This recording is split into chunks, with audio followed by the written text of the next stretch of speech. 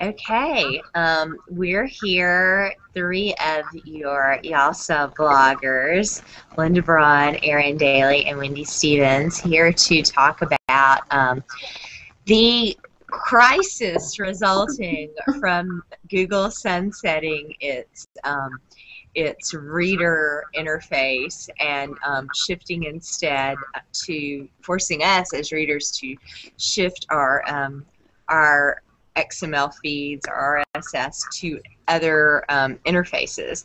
I know when I heard the news, I didn't think I was the only person who had a mini meltdown thinking, what am I going to do? How am I going to monitor news?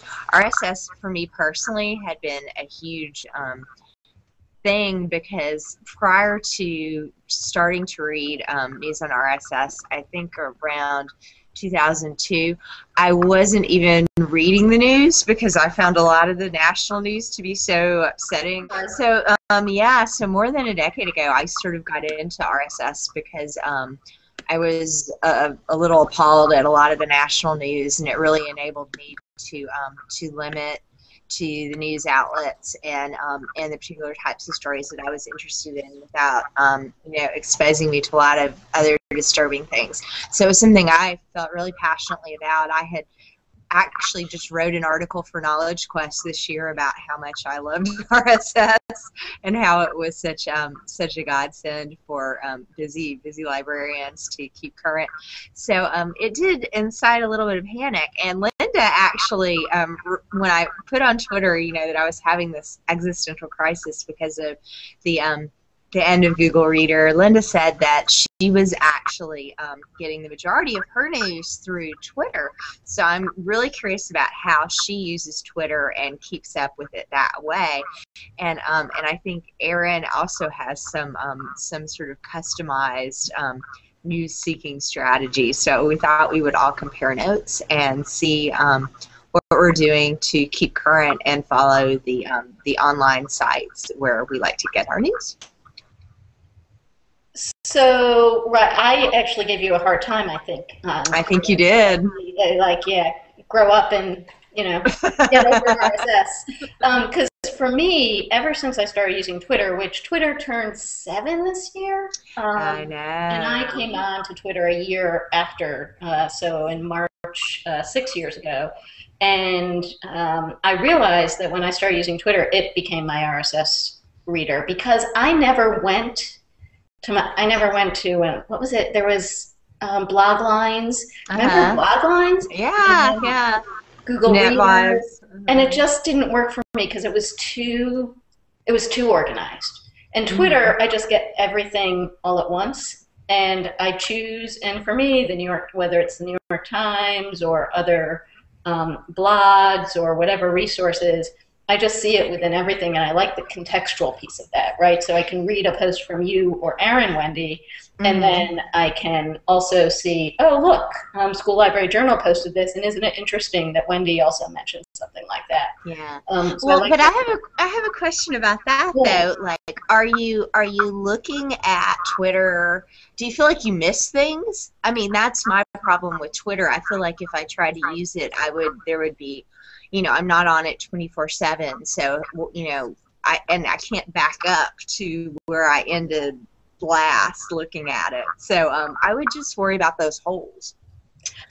I don't feel like I miss anything because I trust the people I follow to give me the stuff I might miss. And while I'm not on it 24/7, I find that people often repeat great stuff. So, 2 people might give the same link within 12 hours. So if I didn't see it 12 hours ago, I would probably see it now. And so I don't feel like I miss stuff at all. And it's just one place. And you had mentioned, Wendy, that you thought that, not all blogs that you like to keep up with have Twitter feeds. That's but for me, I rely on you and Erin to give me that info, right? So you might tweet something that's blogged that I won't subscribe to because it doesn't have a feed. And I have dumped a lot of, I'm not a Tumblr person, but I've dumped a bunch of Tumblr and, things like that into my my RSS reader. So I'm actually reading sort of a range of stuff. and you know, I do really like there was for a while there was that plugin that you could use to sort of get it to create an RSS feed even if the site wasn't doing it itself. So I feel like I have more in there than, you know, strictly the types of blogs which do those automatic posting to Twitter. Yeah. What about you? What about you, Erin? I use Twitter a lot. I think Twitter is good for news, and I don't feel like I miss too much either. But I really was into Google Reader for keeping up with blogs more. Like, Twitter keeps up with things that are happening quickly, it seems like, or news, or like, this is coming out, this is happening, but more in depth, to read a favorite author writing a little essay on something. I was using Google Reader more to see that kind of thing. But now, messing around with a few different kinds of apps, I found that there are ways to keep all those blogs where you want your blogs and keep your social stuff where you want your social stuff. I think that's pretty much Pulse is the one that I was looking at that had, you can keep everything in there in whatever file you want, and it's all right there in the app. Tell us more about Pulse. So it's an app, and I've got it on my phone here. And in it, I'm going to look at it so I can talk about it while I'm looking at it. You can have different categories. So I migrated everything that I had in my Google Reader migrated easily into Pulse, same as you can do with Feedly. So I migrated everything that I had, and then I went and I searched for some other things. So it asks you to pick categories you like, which is like Zeit. So it's kind of doing some things that both of those that we had mentioned before we started our Hangout that mentioned that we'd been looking at. So you can look at a sidebar of different categories. So I've got on here entertainment, blogs, library, magazines, Mac news, food, and social. So each of those have some things I might feel like looking at in there. So in blogs, I have John Scalzi and Neil Gaiman, who I like to read when they want to write a long essay about something. I want to read everything they have to say. But over in library, I've got some of the reviews that I like. I've got Reading Rants, which I love, and both the YALSA blogs, so I can check on them and see what's going on with library stuff. And then in the social one, I haven't been playing with it too much, but you can get a feed of your Instagram, and you can get Tumblr, and you can get Twitter, and you can get Facebook, so you can get all your social stuff there. So I'm not sure if I like going to my different social sites, and I kind of have a pattern of doing that, but if they can all be here, it might be interesting to see if I'm looking at everything all together as a cluster. Yeah, that's really interesting, and I'm wondering like how our interaction with news is going to change, right? So if you're seeing the different pieces in that one app, and are you going to make, like for me, I love making the connections between different things. So you see something social, see something in library, and while you're all looking at the app, I don't know. Yeah, but I think that's important. When you see something a couple of times, then you know it's really important. Yeah, I actually also, when you were talking, I was thinking, you know what, it becomes more important for us to tweet or whatever, to post what we're seeing in places that we might only have seen it in Google Reader before, right?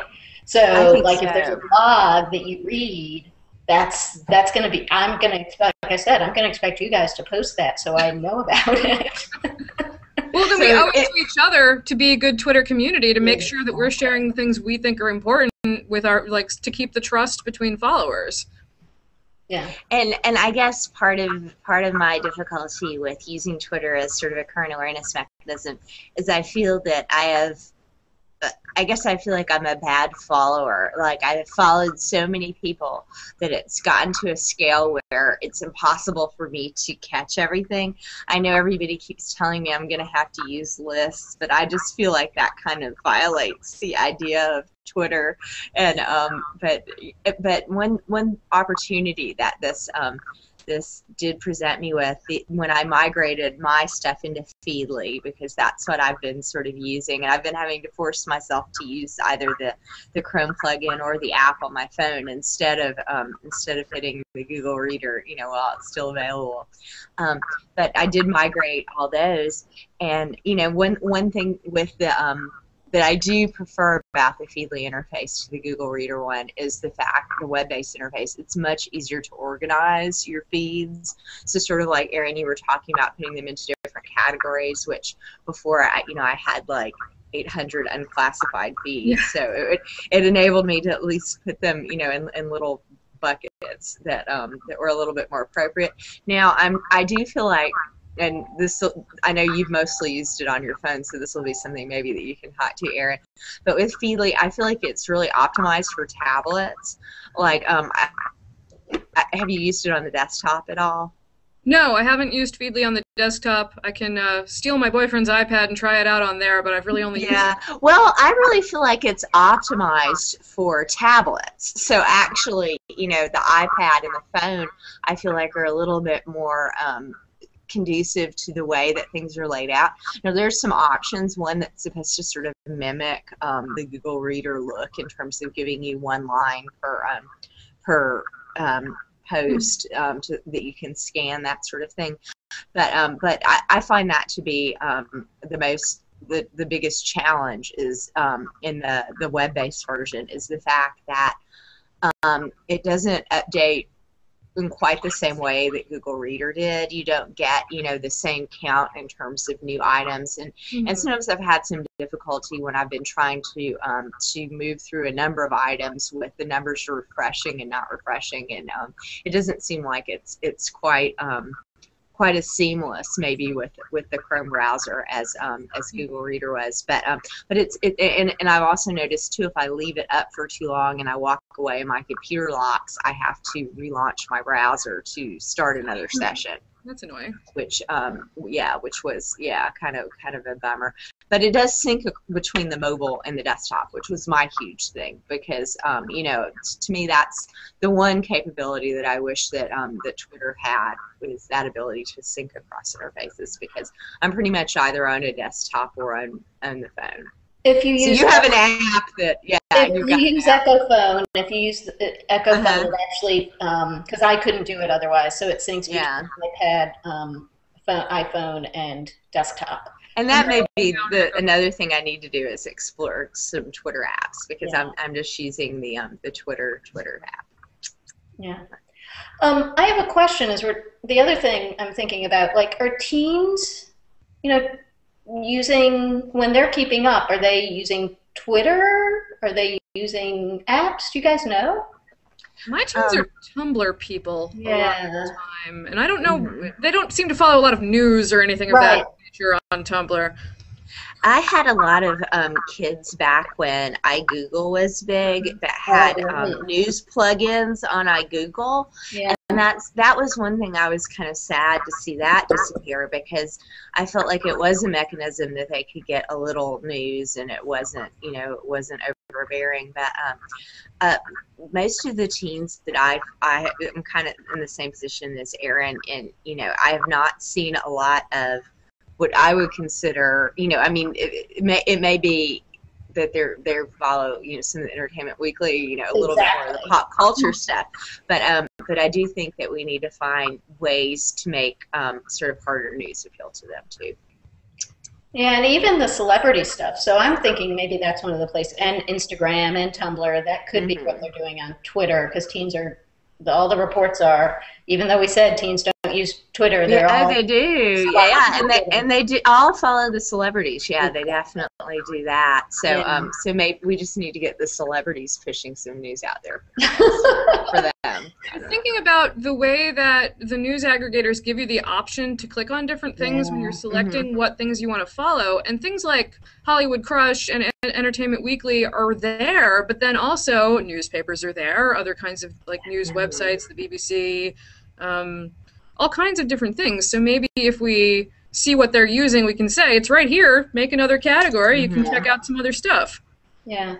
Well, that's what I use Zeit a lot, and actually that's what I do on my iPad sort of in the morning and at night, just to see if there's anything. And the thing I love about Zeit is that it gives me stuff that I don't find anywhere else. So, because I don't put in any feeds for it, I know you could actually integrate your, import your Google Reader feeds, but I just let it give me stuff based on things that I've said I like. And I frequently find things that no one has posted anywhere else. And so that's what I like. And for teens, I think that would be interesting too. So if they say they like, you know, this, this, and this, it would also give them other related resources. You know, and that's interesting, because the way I've used Pulse is similar to that, where I've just done the categories and not done, imported my RSS feeds. And there is a wonderful sense sort of serendipity. But of course, then my next step would be to go find that feed and plug it into my reader so that I could find it again and get back to it, But it's interesting. I love the RSS functionality. When I was in library school in 1999, I remember my cataloging teacher saying that XML is the future format for all metadata. We'll be shifting directly from MARC into XML. So I think it's funny how that didn't really come to pass, but like I said, it was such a huge thing, and that the architecture is there. I expect that there will be more interfaces that will evolve to allow us still to use RSS. I don't think RSS is ever going to go. But don't you think? I mean, because Twitter basically is RSS feeds, right? Yeah, it is. Yeah, and I don't even know this, but I would think that that's how it works with Zeit and Pulse and Board, right? It's some form of RSS that's pushing that stuff out. Exactly. Yeah. So it's just hidden from your your view. Well, when you think about it, I mean, I used to teach RSS in some of the classes. Erin, I can't remember if we talked about it. I haven't done that in years. But it was a drag. You had to find the feed URL and all that kind of stuff. Now it's all plug and play. I love plug and play. Yeah, it is easier. It seems like it's more the idea of aggregating is the thing that's important, not the RSS code itself, but that you want to have all of your things where you want to read them. Right. And so that's still a major thing. But I do think you should be able to pare down the interface as much as you want, which is the big thing I've seen. And I actually think Feedly, the way they do it, is kind of clever. They've just obviously taken the headline and done a little visual manipulation to overlay it on top of whatever the image is for your first story. So it's not like they're completely subverting the idea of it. But I mean, what I loved about, and I think we've discussed this, Linda, about Google Plus. I don't like Google Plus because it takes up so much screen real estate. You've got like a third or a half of your screen dominated by, one story. And to me, that's the opposite of Twitter and of RSS, is because you can scan so quickly a number of different headlines. So I guess I resent having to scroll or having to move so much through screens to get what I think is, a relatively small amount of information. I totally agree. I put my Twitter feed into Google Plus, and it takes up. I have to scroll through my Twitter feed to get to everything else, and it's just like, I don't want to do this. I want it all. If Twitter and the other posts were all integrated, that would be awesome. But they're not. Yeah. At least not the way I have it set up. Anything else you think people need to know or we want to mention? I think, like I said, I anticipate a lot of more things coming out, and a lot more to mimic the Google Reader. I think I saw so many tweets about people saying, "I'd pay for this," "I'd pay for this," and so I anticipate there'll be a wave of services which will mimic it. Yeah. Yeah, I just wanted to mention, did you see the Mashable post of their whole article of different options for instead of Google Reader? There looked like there's some good ones, and that there were some different paid options in there that looked like the functionality was very similar. I didn't look at all of them. I just looked at some. But so I'll link to that in the post. Definitely. That would make sense. All right, cool. And what else did we mention? We mentioned Pulse, we mentioned Zeit, we mentioned Feedly. Any other ones? Twitter. Yep, we love Twitter. Twitter's great.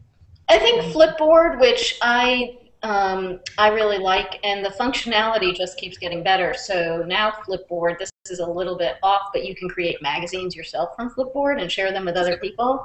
So you can aggregate content and put it into a feed, and people can subscribe to it. So I'm thinking, I was actually thinking about that for the YALSA blog. Instead of the tweets of the week, I was wondering if we'd want to do something with a Flipboard magazine of the week with just different And that would be terrific for teaching too. Yeah. You know, the ability to pull everything into one. Which you know, I mean, ever since they stopped the the sharing feature in Google Reader, I mean, to me that was the best part of it anyway. I've got to figure out a way to reinsert that social aspect.